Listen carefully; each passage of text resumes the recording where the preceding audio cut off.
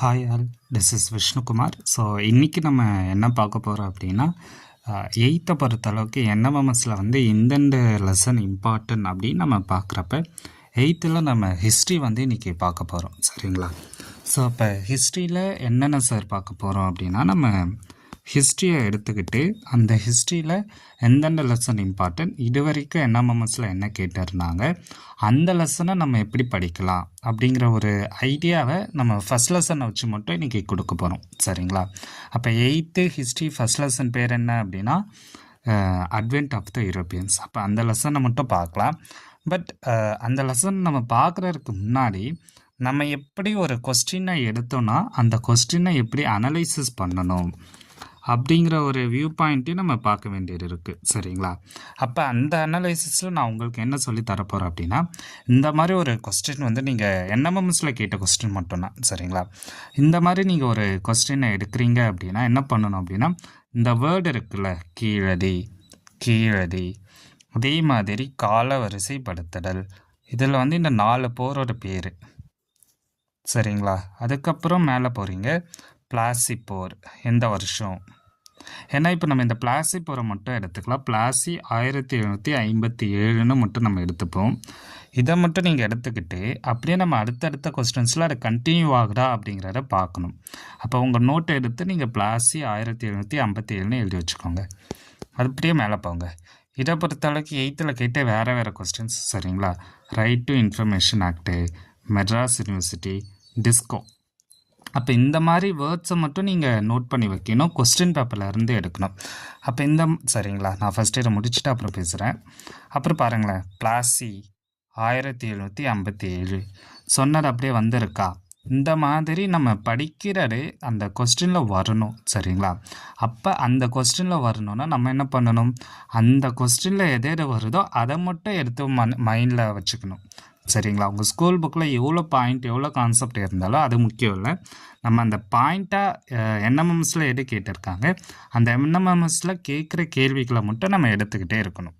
So அப்படி பார்க்குறப்ப பிளாசி 1757 வந்திருக்கு. இனி மற்ற கொஸ்டின்லையும் நீங்கள் பார்ப்பீங்க எவ்வளோ வந்திருக்குன்னு. அதுக்கப்புறம் பாருங்கள், இந்திய ஆட்சிப்பணி சட்டம், இந்தியன் சிவில் சர்வீசஸ், அதே மாதிரி பெசன்ஸ், படோலி. சரிங்களா?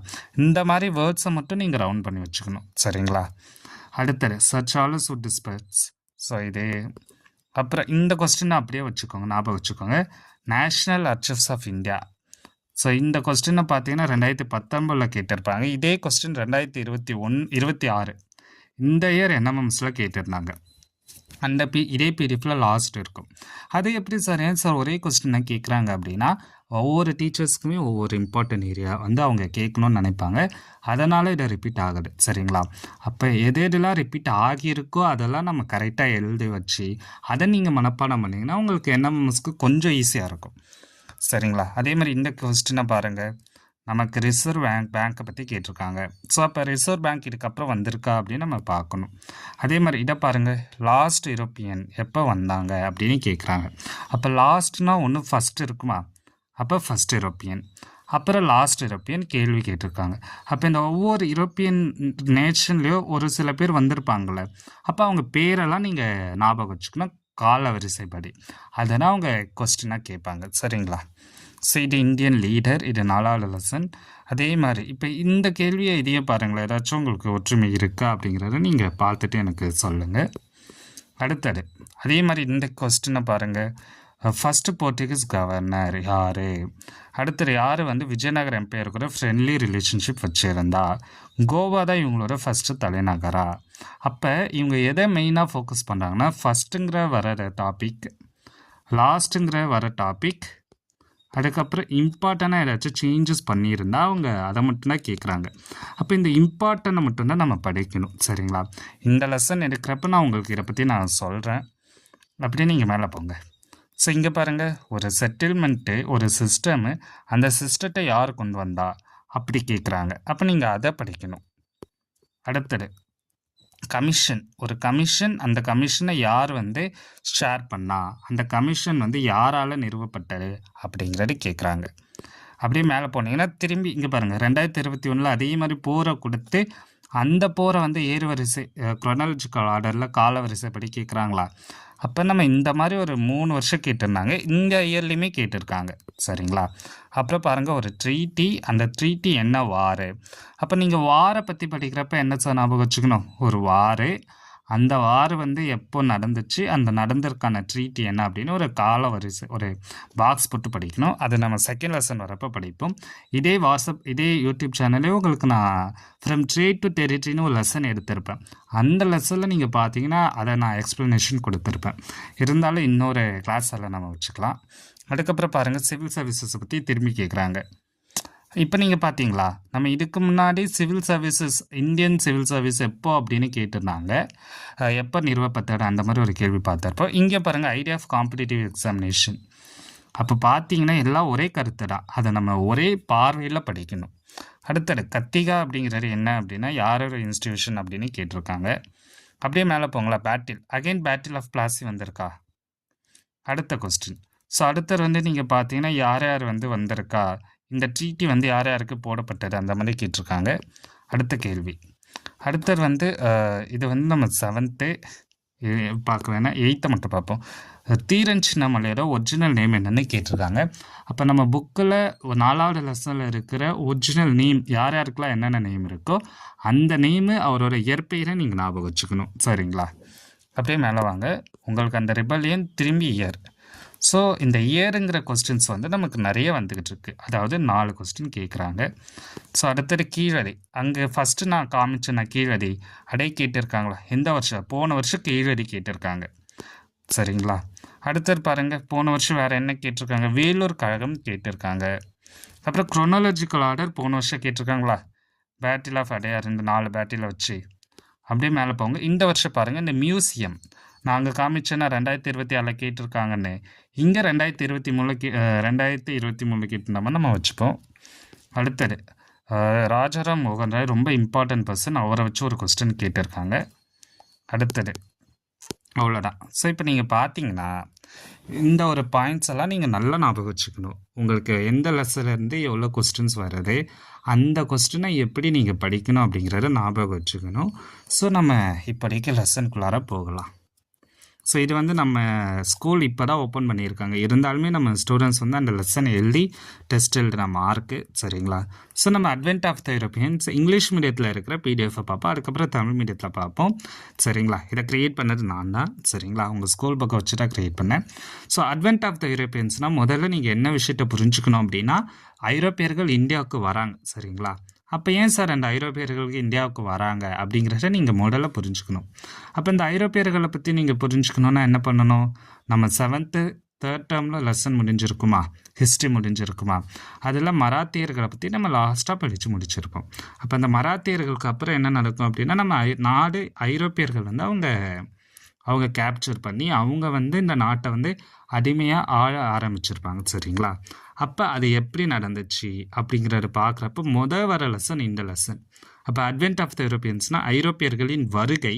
ஆனால் அவங்க ஜஸ்ட் வந்திருக்க மாட்டாங்க, இங்கே வணிகம் செய்ய வந்திருப்பாங்க, அதுக்கப்புறம் இந்த நாட்டை ஆட்சி செய்ய ஆரம்பிச்சிருப்பாங்க அப்படிங்கிற ஒரு புரிதல் இந்த ஒரு பேரிலிருந்து நீங்கள் எடுத்துக்கணும்.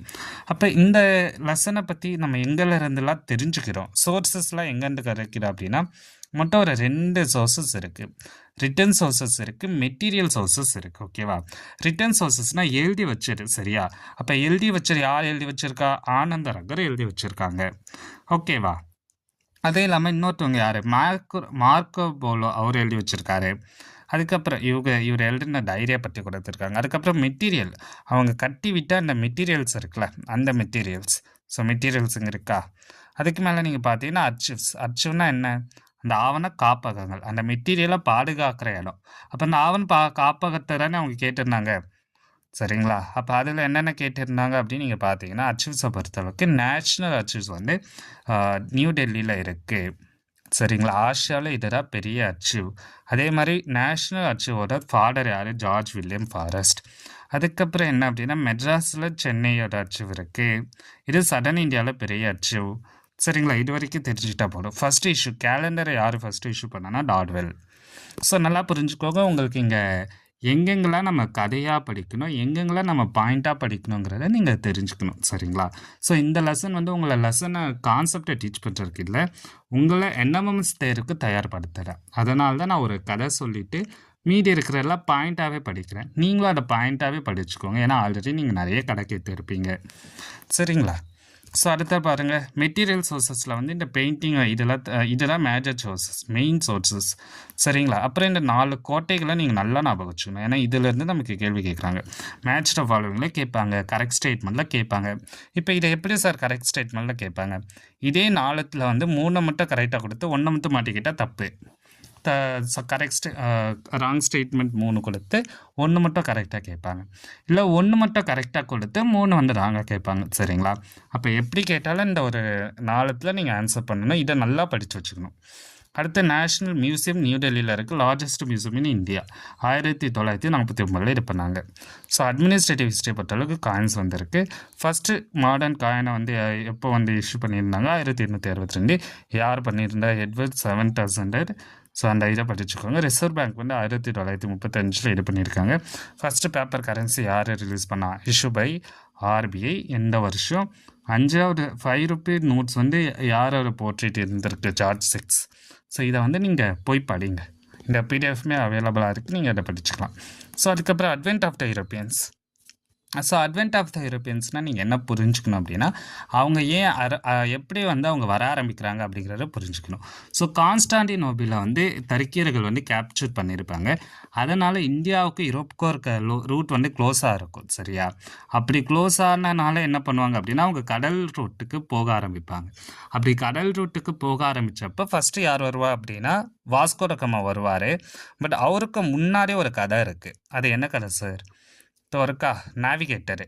ஸோ அவங்க போர்ச்சுகீசியர்கள் வர ஆரம்பிக்கிறாங்க. அவங்க தான் ஃபஸ்ட்டு. ஸோ இவங்க தான் ஃபஸ்ட்டு. ஸோ போர்ச்சுகீசியர்கள் தான் ஃபஸ்ட்டு வர ஆரம்பிக்கிறாங்க. இப்போ நான் ஃபஸ்ட்டுன்னு சொல்கிறலாம் நோட் பண்ணும். ஓகேவா? நான் லாஸ்ட்டுன்னு சொல்கிறலாம் நோட் பண்ணும். ஓகேவா? இம்பார்ட்டன்ட் இவங்க அப்படின்னு சொல்கிறலாம் நோட் பண்ணும். ஓகேவா? ஸோ போர்ச்சுகீசியர்கள் ஃபஸ்ட்டு வர ஆரம்பிக்கிறாங்க. அவங்க எப்படி வர ஆரம்பிக்கிறாங்கன்னா, நேவிகேட்டர்னு இருக்கிறாரு. நேவிகேட்டர்னா வழிகாட்டுறாரு. யார் வழிகாட்டுறா? Prince Henry வழிகாட்டுறா. எதுக்கு வழிகாட்டுறாங்க? அவங்க மற்றமத்தரி அவரை பற்றி கொடுத்துருக்காங்களா, நீங்கள் அதை படிச்சுக்கோங்க. அடுத்தது போர்ச்சுகீசியர் வந்து எங்கே பண்ணுறாரு? அவங்க வந்து இந்த சடன் மோஸ்ட் பாயிண்ட் ஆஃப்ரிக்கா வரைக்கும் ரீச் பண்ணிட்டாங்க. அதோட பேரை படித்து ஞாபகம் வச்சுக்கோங்க. சரிங்களா? ரீச் பண்ணிட்டாங்க. ப்ளஸ் வந்து இதை யார் பேட்டர்ன் பண்ணால் கிங் ஜான் 2 பண்ணியிருக்காரு. சரியா? அடுத்தது வாஸ்கோ. ஃபஸ்ட்டு இவங்க தான். ஸோ ஃபஸ்ட்டு நேவிகேட்டர் யார்? செகண்ட் நேவிகேட்டர் யாருன்னு நமக்கு கொஸ்டின் கேட்பாங்க. சரிங்களா? அப்புறம் வாஸ்கோ ட காமா வர ஆரம்பிப்பார். ஸோ இப்போ இந்த வாஸ்கோ ட காமா வர ஆரம்பிக்கிறப்ப என்ன பண்ணுறாரு அப்படின்னா, அந்த சடன் மோஸ்ட் பாயிண்ட் வரைக்கும் அவங்க ரீச் பண்ணாங்களே, அதுக்கப்புறம் இவர் என்ன பண்ணியிருப்பாருன்னா, ஒரு இந்தியனோட ஹெல்ப்போடு இந்தியாவுக்கு வர ஆரம்பிச்சிருப்பாங்க. இவர் ஃபஸ்ட்டு எங்கே கலிகட்டுக்கு வராரு. கலிகட்டில் வந்து கிங் ஜமரின் இவரை ரீச் பண்ணுறாரு. அதுக்கப்புறம் என்ன பண்ணுறாங்க அப்படின்னா, இவர் ஒரு 1498 ஃபஸ்ட் டைமு, 1500 வராரு. 1501 ஒரு ட்ரேட் சென்டரை ஃபவுண்ட் பண்ணுறாரு. ட்ரேட் சென்டரை கண்ணனூரில் உருவாக்குறாரு. அதுக்கப்புறம் ஃபேக்ட்ரிஸை வந்து கல்கட்டாவிலையும் கொச்சின்லேயும் உருவாக்குறாரு. சரிங்களா? அதுக்கப்புறம் கிங் ஜமரின்னு இவங்களை சண்டை போட ஆரம்பிக்கிறாங்க. இப்போ நீங்கள் இங்கே பாருங்களேன், இவ்வளோத்தையும் ஒரு உருவாக்குறப்பே அந்த கிங் ஜமரினுக்கு என்ன புரிஞ்சிருக்கும்? ஓகே, இவங்க ஏதோ ஒரு பிளான் பண்ணுறாங்க அப்படின்னு அவங்க புரிஞ்சிருக்கும்ல. அதனால தான் அவர் போரிட ஆரம்பிச்சிருப்பார். அப்போ தான் வந்து எல்லா நம்ம 2வது லெசனை படிப்பீங்க, ஒவ்வொரு ரீஜனுமே அந்த போராட்டங்கள் நடக்க ஆரம்பிச்சிருக்கும். சரிங்களா? அப்போ அவங்க ஏன் வராங்க, எதுக்கு வராங்க, அதை நீங்கள் படிச்சுட்டு அதுக்கப்புறம் இந்த பாயிண்ட்ஸ் எல்லாம் நீங்கள் படிக்கிறப்ப ஈஸியாக இருக்கும். சரிங்களா? இவங்களோட ஃபஸ்ட்டு இப்போ கேபிட்டல் என்ன? கொச்சின். தேர்டு டைம் எந்த டைம் வர்றாரு? 1824. ஸோ இந்த மாதிரி நீங்கள் இந்த பாயிண்ட்ஸாக நீங்கள் படிக்கிறப்ப ஈஸியாக இருக்கும். அந்த பாயிண்ட்டை நீங்கள் ரிவிஷன் பண்ணிக்கிட்டே இருங்க. ஸோ ஃப்ரான்சிஸ்கோ டி அல்மைடோனா இவரை ஃபஸ்ட்டு கவர்னர். இவர் வந்து நேவல் பவரை டெவலப் பண்ணுறாரு. அந்த பாலிசியோட பேர் ப்ளூ வாட்டர் பாலிசி. இது மட்டும் போதும். இதே மாதிரி அல்ஃபோன்சோ டி அல்புகர்க் என்ன பண்ணுறாரு? இவர் real founder of Portuguese power. அப்போ இங்கே பாருங்கள், இப்போ தான் நீங்கள் இன்னொரு விஷயம் நோட் பண்ணணும். ஸோ போர்ச்சுகீஸில் போர்ட்டுக்கலில் யார் வரா? ஃபஸ்ட்டு வாஸ்கோ ட காமா வராங்க. செகண்ட் ஃப்ரான்சிஸ்கோ டி அல்மைடோ வராங்க. தேர்ட் அல்ஃபோன்சோ டி அல்புகர்க் வராரு. ஃபோர்த்து நினோ டி குங்கோ வராங்கன்னு இந்த கால வரிசைப்படி நீங்கள் எழுதணும். அப்படி எழுதி அதை நீங்கள் மனப்பாடம் பண்ணி வச்சுக்கணும். ஏன்னா இதெல்லாம் குரோனாலஜிக்கல் ஆர்டர், சரிங்களா? இந்த குரோனாலஜிக்கல் ஆர்டர் பார்த்தீங்கன்னா நமக்கு ஹிஸ்ட்ரியில் கொஸ்டின்ஸ் வந்து கேட்டுக்கிட்டே இருக்காங்க. அப்போ நீங்கள் இதை பண்ணால் உங்களுக்கு ஈஸியாக இருக்கும். இல்லை அப்படின்னா நீங்கள் கொஸ்டினை பார்க்குறப்ப புதுசாக ஃபீல் பண்ணுவீங்க. அதனால் இந்த மாதிரி கொஸ்டின்ஸை எடுத்து படிங்க, சரிங்களா? அடுத்தது நினோடி குன்கோ. ஸோ லைக் இவங்களை இன்னும் முடிக்கல. அல்ஃபோன்சோ டி அல்புகர்க், இவர் வந்து ரியல் ஃபவுண்டர். இவர் வந்து கோவாவை கேப்சர் பண்ணுறாரு. யார்கிட்ட இருந்து? Sultan of Bijapur 1510. இந்த இயலாக தேவையில்ல, கோவாவை இவங்ககிட்ட கேப்சர் பண்ணுறாங்க. அது மட்டும் பார்த்து வச்சுக்கோங்க. அப்புறம் இவர் தான் marriage of Portuguese with Indian women encourage பண்ணுறாரு. அதுக்கப்புறம் maintained friendly relationship Vijayanagar empire. இவர் தான் ஃப்ரெண்ட்லி ரிலேஷன்ஷிப்பை வந்து மெயின்டைன் பண்ணுறாரு.